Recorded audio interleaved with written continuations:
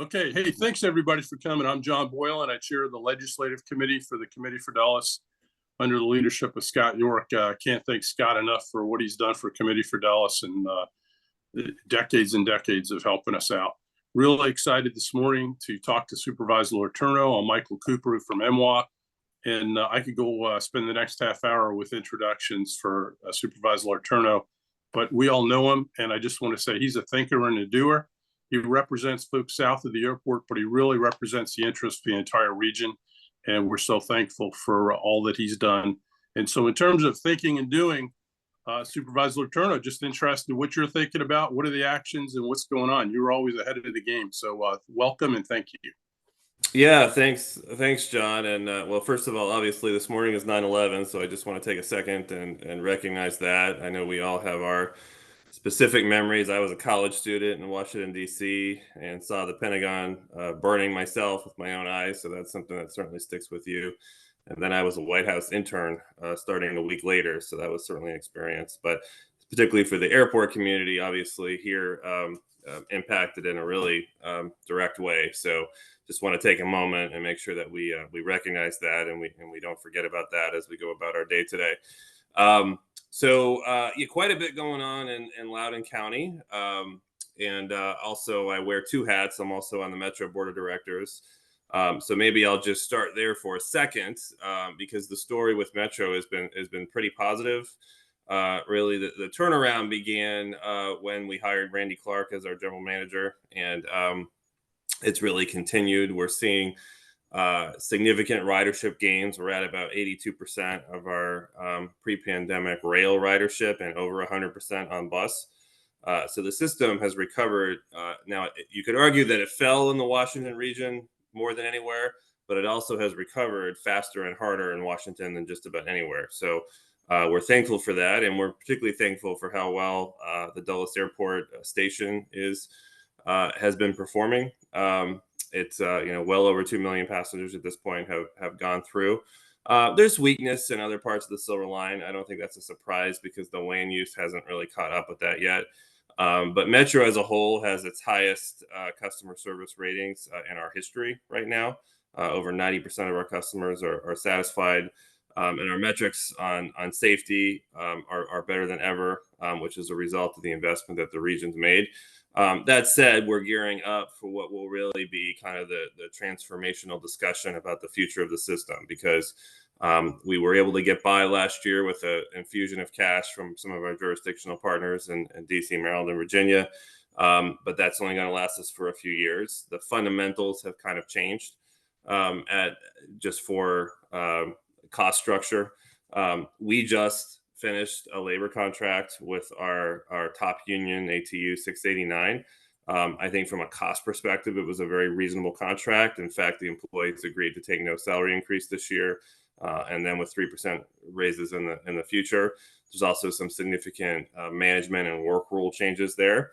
And the employees are getting access to retiree health care, which is a big priority for them. So it was a fair agreement across the board. But from a cost management standpoint, I think we did about as well as we could do. And organizationally, we've cut about $100 million from our operating budget through efficiency gains.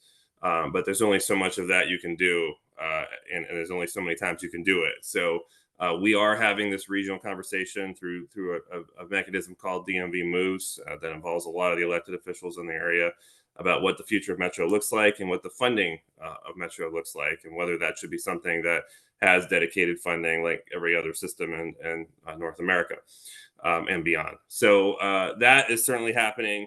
And as chairman of the Metro Finance Committee, I'm obviously involved in that. As far as Loudoun County is concerned, since day one with Chairman York, we've been making progress on our road network. I think to this day, one of the most significant, two really significant things happened in the first couple of years that I was on the board, led by Scott, and that was doing a missing links study, which actually enabled Loudoun County to just really see crystal clear what our needs were from a transportation network standpoint, and then dedicating 2 cents of our budget, capital budget, for capital expenditures for transportation. Now that ended up becoming essentially a feature of the 2013 deal that happened with the state. In order for a locality to fully access the funds available through MBTA, you have to dedicate those. But we didn't know that at the time. That was actually an initiative that the board took on our own because we recognized how far behind we were. So fast forward, I had what I used to call a 2020 plan for the Dulles area in terms of a road network. We just this year implemented a big piece of that plan. It was no longer a 2020 plan thanks to construction delays and right-of-way acquisition delays and construction inflation, which is a really significant thing. But it finally has kind of gotten to the point where some of those big projects are coming online. The most notable was Arcola Boulevard, which connects to Dulles West Boulevard. Essentially, for those of you that have familiarity with the southern part of the county, it's Gum Spring Road extended. Gum Spring Road ended at Route 50. Now it goes straight across, and it connects up to Loudoun County Parkway and 606, very near airport property. In fact, very close to where Southern Airways used 606 as a runway last winter. So that connection then put some pressure off of the Loudoun County Parkway and Route 50 interchange. So the other big project is happening a little bit to the west of that, which is North Star Boulevard extender. For those of you that have been around a very long time, you may remember North Star Boulevard as what was the terminology that the state used? Corridor of state significance, something like that, coming up from Prince William County. Well, Loudoun County has kind of dutifully been building its portion of that road, and North Star connects from Brambleton, where it stops today, down to the Route 50 area. And so that's another kind of direct route north-south that's going to be in place. We're hoping this winter. Construction has been, it took us a long time to get to it, but construction has been moving rapidly now that it's underway. So those two big things are, kind of nearing completion or having been completed. Looking kind of longer term and of significance for the airport are two major projects. The first one is the upgrade at Route 50 and Loudoun County Parkway. This intersection needs to be an interchange.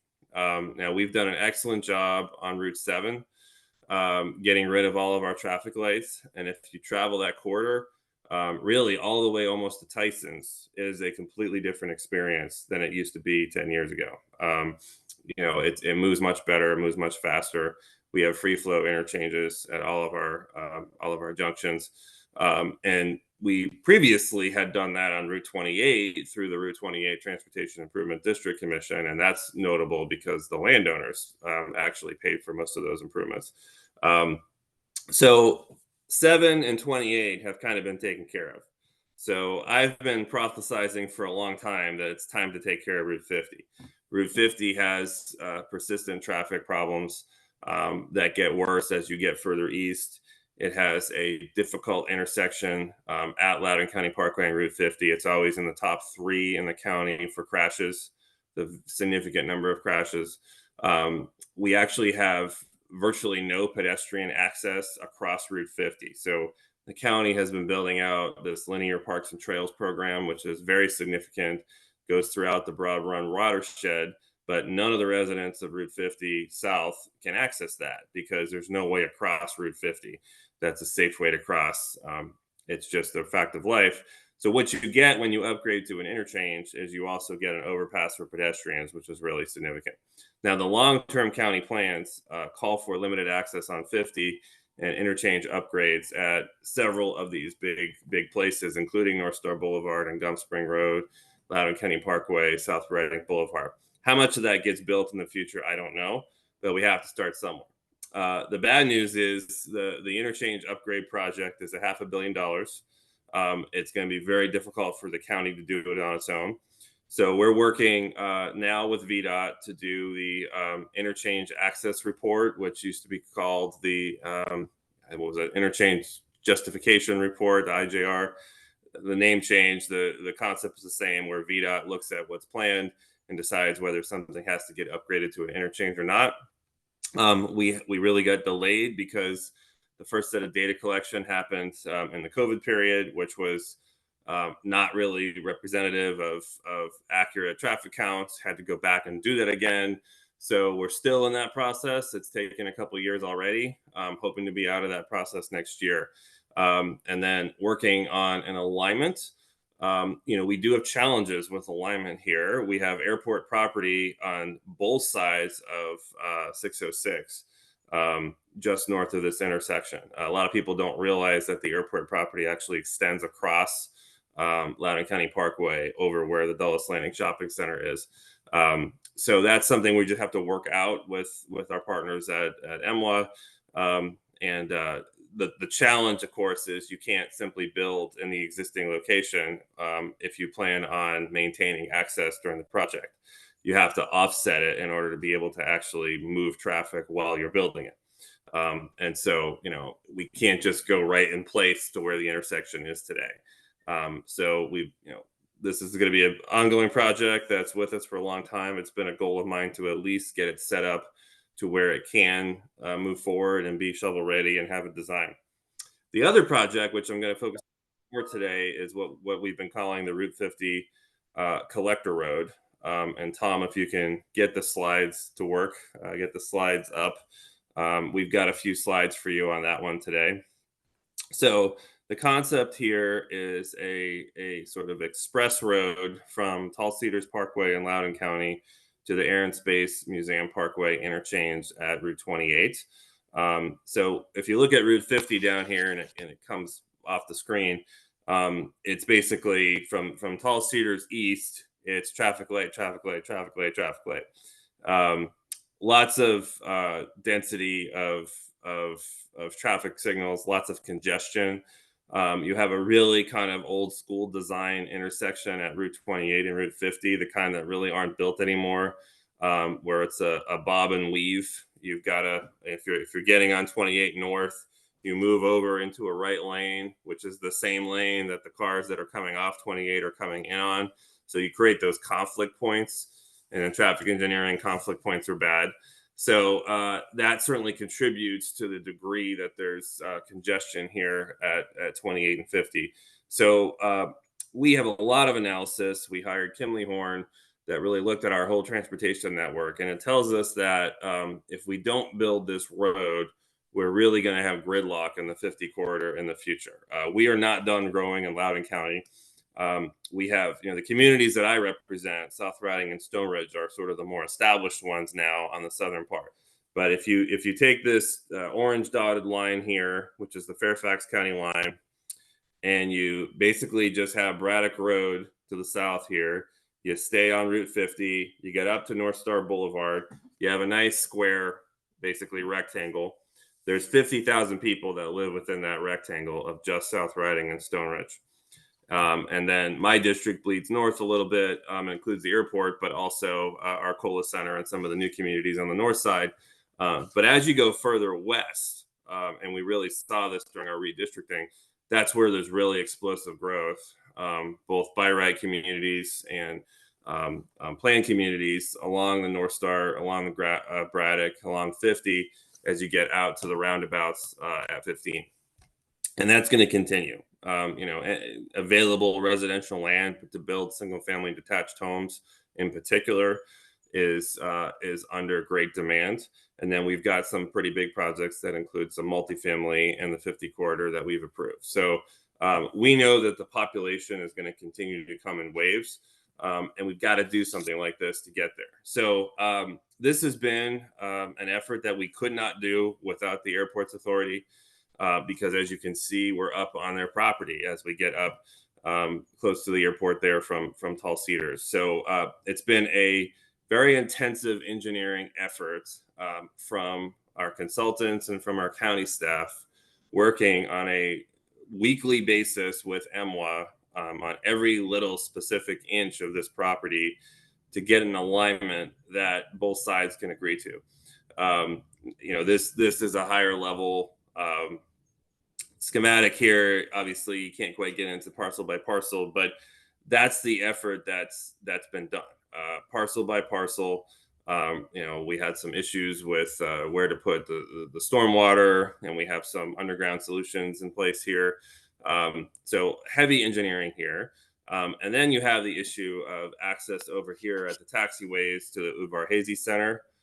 We are being required to do a tunnel there for the road, which is going to add quite a bit of expense to it. Obviously, we explored alternatives to that. I personally think that they could have been viable, but the reality is, in order to get buy-in from Smithsonian, it's something we have to do. So we have the engineering from a high level done, and we have agreement from MWA. The next step at this point is Fairfax County. So as you can see, a lot of this road is in Fairfax County. This road is in the Loudoun County long-term transportation plan. It is not in the Fairfax County transportation plan. And so I have met with Supervisor Smith. We've talked about it. I believe this is a highly mutually beneficial project because it takes some of this commuter traffic off of 50 in Fairfax County and frees it up for some of the businesses along that corridor, as well as residents who live in this area. So I'm optimistic that they will see that as well. But it's kind of a chicken or egg. We've got to get it on their transportation plan in order to be able to move forward with it. And I should add also, this is part of the regional transportation plan. I sit on the transportation planning board, and we were able to get this project into the federal submission for we call it fiscally constrained long range plan that makes it eligible for federal funding. So it exists there. The only place it doesn't exist right now is the Fairfax County Transportation Plan. So we remain in touch with Fairfax, working at the staff level and the supervisor level to try to get some progress on this. And certainly, advocacy on that behalf would be appreciated and helpful. One thing I want to talk about, and Michael may touch a little bit on this, is the sheer amount of construction happening on airport property is significant over the long term. Exciting things happening on airport property in terms of terminals and potentially some other developments. This right here at Stonecroft Boulevard, as you see in the middle here, that's the access point for a lot of that. And so from a traffic management standpoint, and I think this construction is going to continue for many, many years, having a relief valve for Stonecroft at 50, which today is a failing intersection, I think is going to be important. If you think about thousands of vehicles pouring out at the same time from construction workers onto Route 50 at Stonecroft Boulevard, it's pretty daunting. So this gives us a way to kind of distribute that traffic much better to get to where people are going, as well as access for the airport for whatever future needs that they may have. So I think this one makes a big difference. I think we've got a few other slides, Tom, one of which I know gets into the budgetary discussion. Yeah, this is just kind of showing a little bit higher level. And then in terms of budget, so we've spent about $8.5 million so far on this project. But as you can see that number on the bottom right there, 445,225. So that is the price tag. That changes every year as we reestimate construction costs. As with all things, the longer we wait, the higher the bill. So, time obviously of the essence.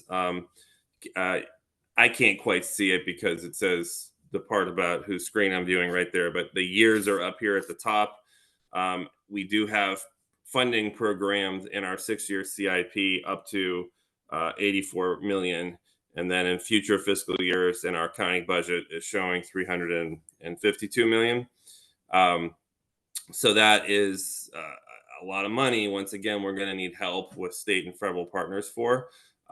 We have had productive discussions with Jack and MWA about being supportive of going after perhaps some of those federal infrastructure opportunities as a project that would benefit both the jurisdictions and the airport.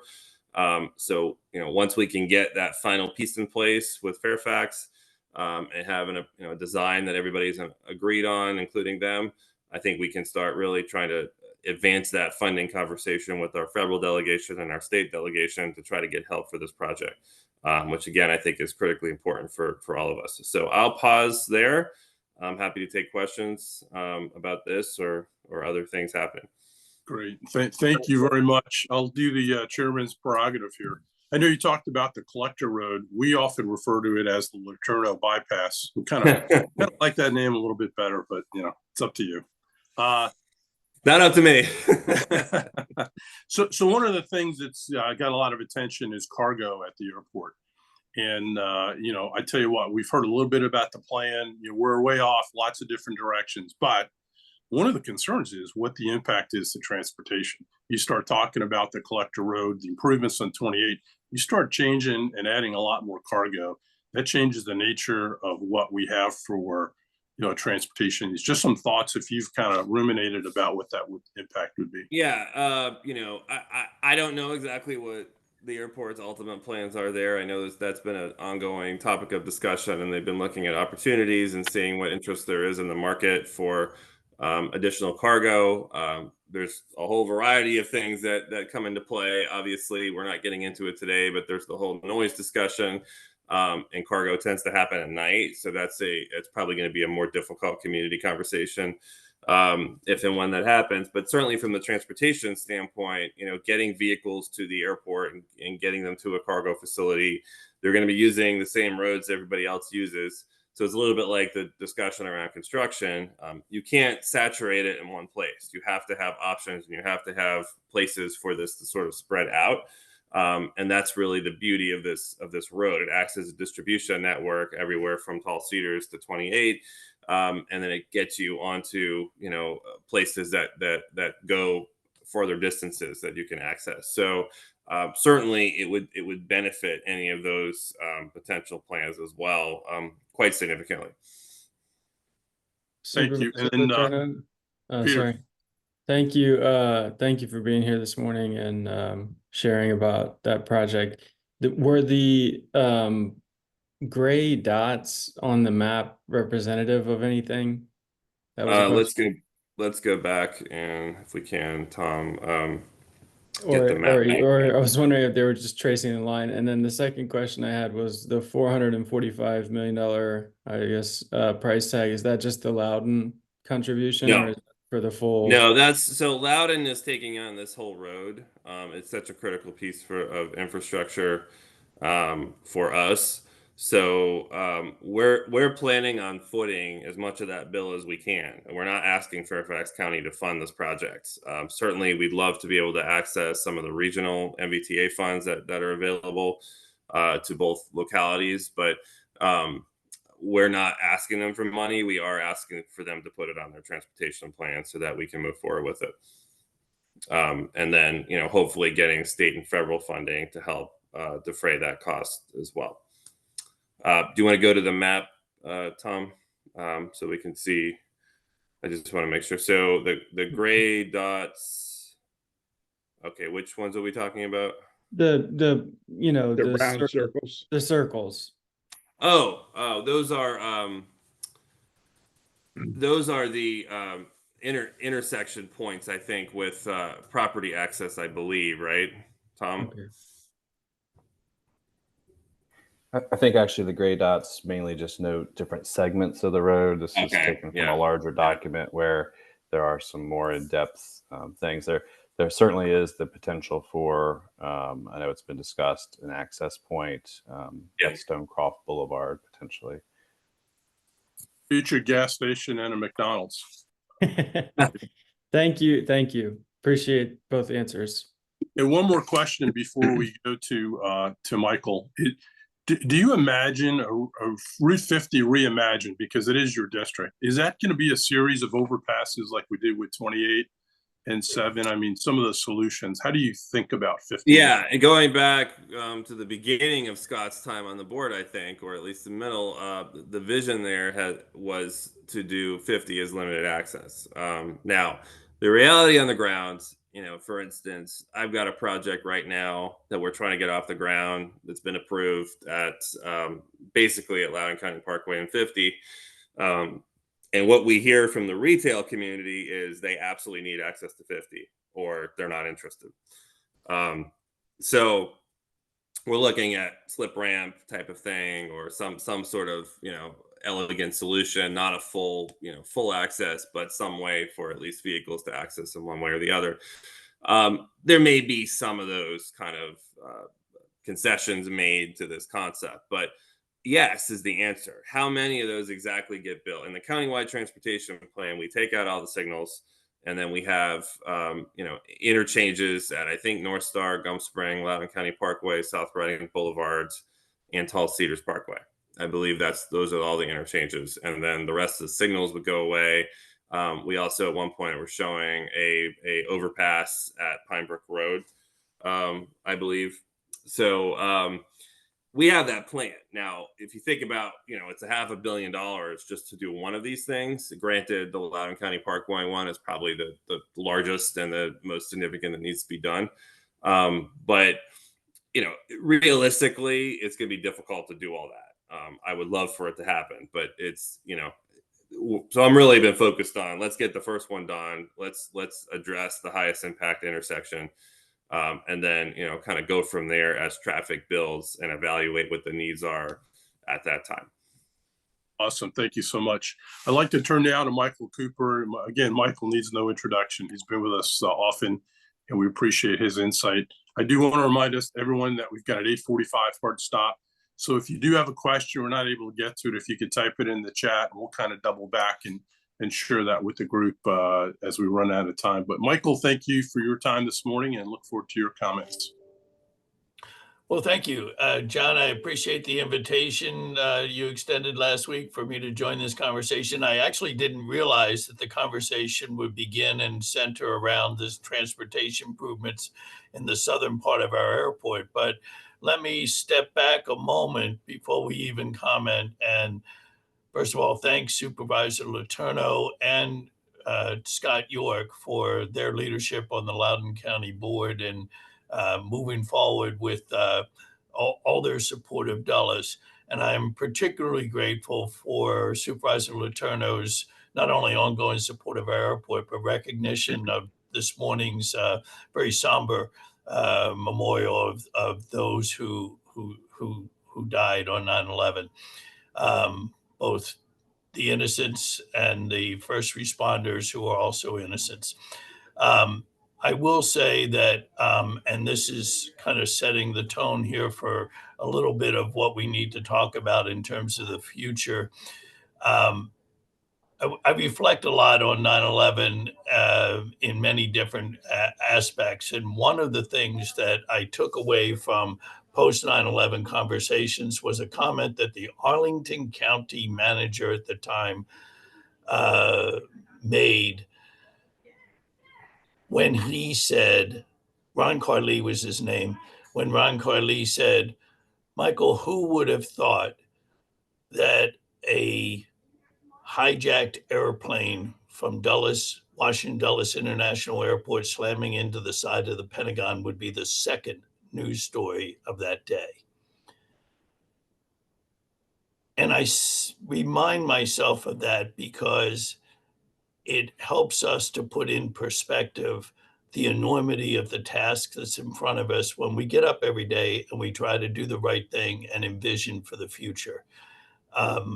Ron Carlee was right, and breaking through that communication bubble to get the first responders the help that they needed to rescue everybody in our region and in New York and in Pennsylvania was an enormous task.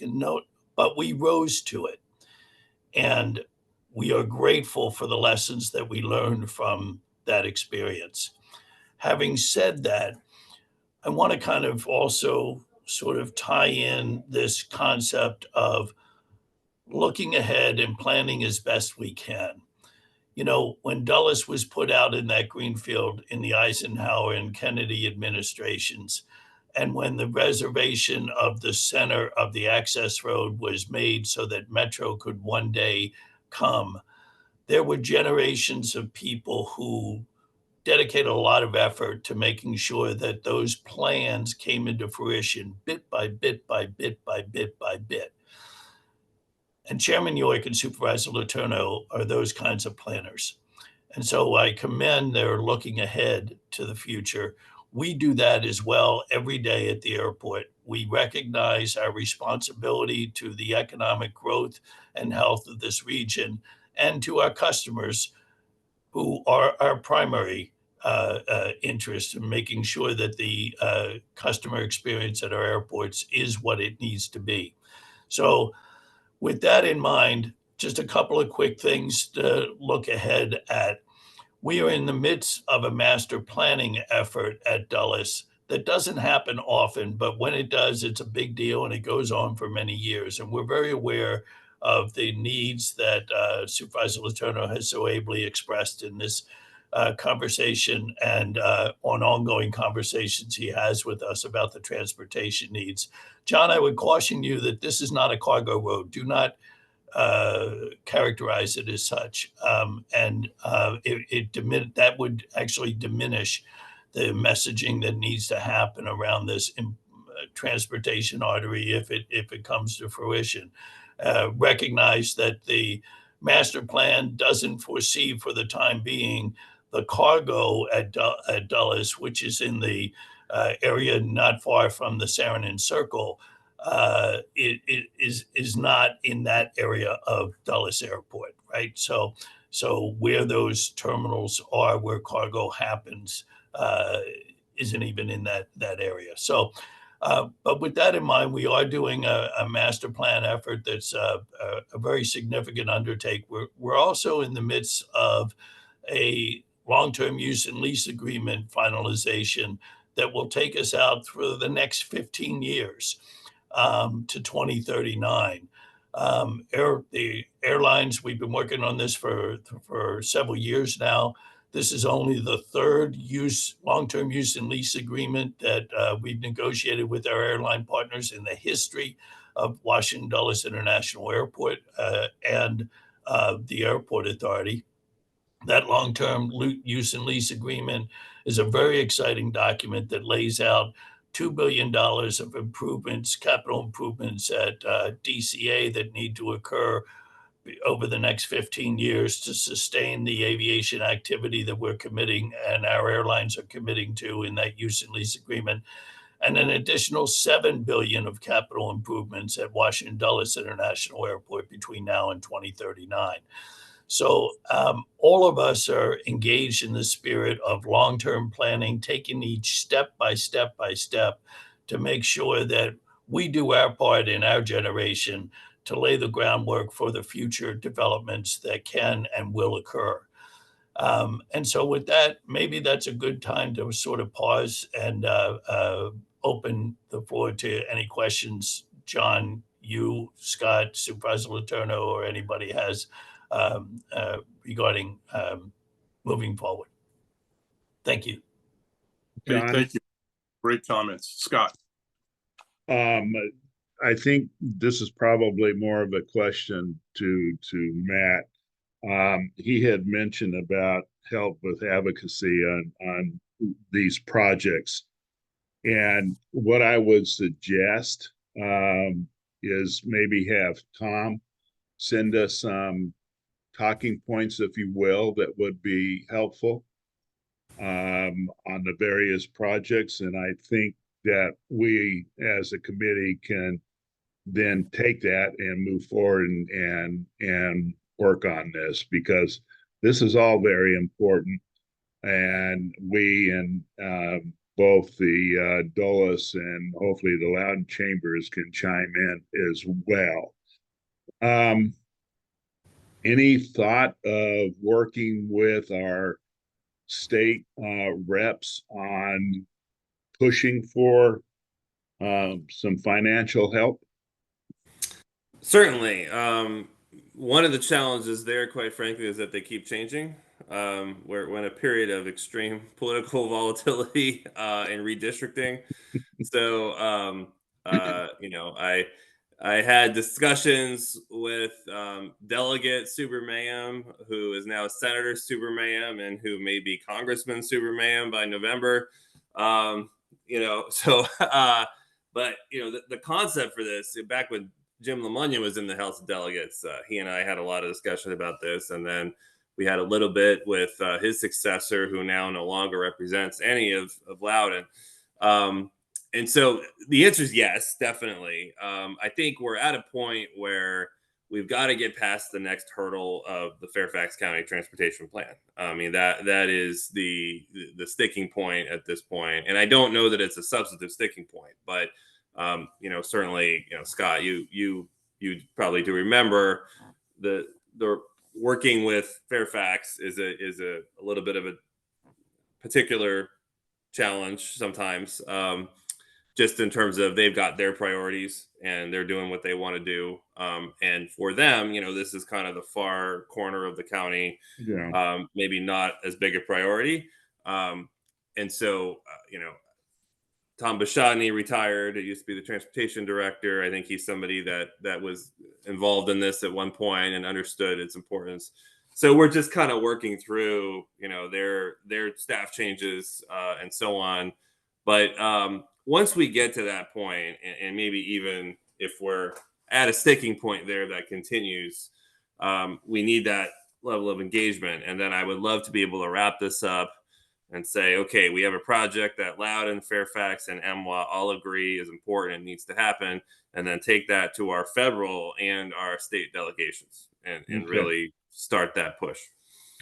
Well, like I say, let us know how we can be of help on the back end. Definitely. And that's why we're here. Use us and abuse us. Hey, Scott, so one of the things we've got planned, one of those replacements to LeMunyon is now the chair for transportation in the House of Delegates. Delegate Delaney is the chair for transportation. Senator Boysko is the chair for transportation. So they've both been guests on this committee and Zooms. They're going to be in the next couple of months. We've got them teed up as well.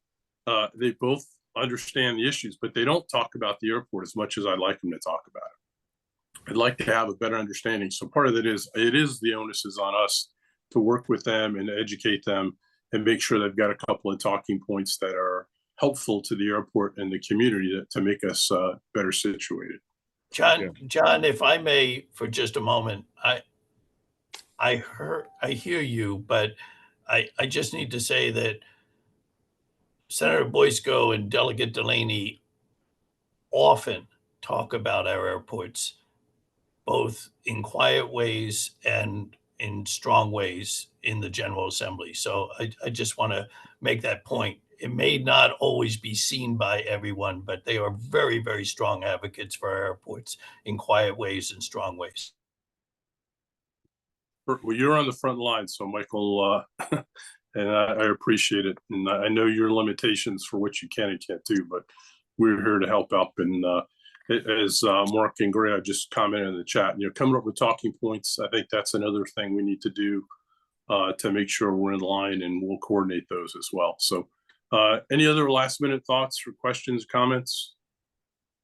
Scott, I think we'll wrap up the committee, turn it back to you for any parting words on Committee for Dallas and upcoming events.